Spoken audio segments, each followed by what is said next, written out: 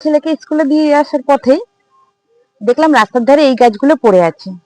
এই গাছটার নাম হচ্ছে ওয়ান্ডারিং জিউ বা জেব্রিনা।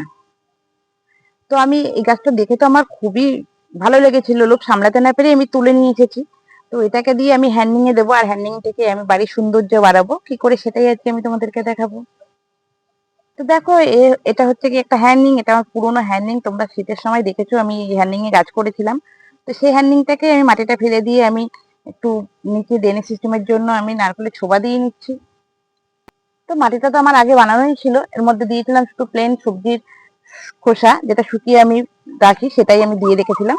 তো আমি টবের নিচে কিছুটা মাটি দিয়ে নিচ্ছি, তারপরে দিয়ে নেবো আমি গাছগুলো। দেখো কিছুটা মরা মরা পাতা আছে, সেগুলোকে আমি একটু ফেলে দিয়ে নিচ্ছি।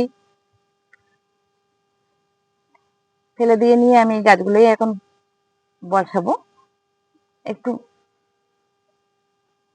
তো দেখো আমি গাছগুলো তো আমি বসিয়ে নিচ্ছি, আর গাছের পাতাগুলো দেখো খুব সুন্দর একটা কালার, পুরো বেগুনি আর সবুজের মধ্যে খুব সুন্দর লেগেছিল বলে আমি তুলে নিয়ে এসেছিলাম। তো যাই হোক বন্ধুরা, দেখো এই গাছটা করা খুব একটা ইজি ব্যাপার, অল্প লাগালে। এই আমি এটা লাগিয়েছি, আমি তোমাদেরকে দেখাবো, দেখবে কদিনের মধ্যে কতটা অনেক বড় হয়ে যায়, অনেক জায়গা জুড়ে হয়ে যাচ্ছে।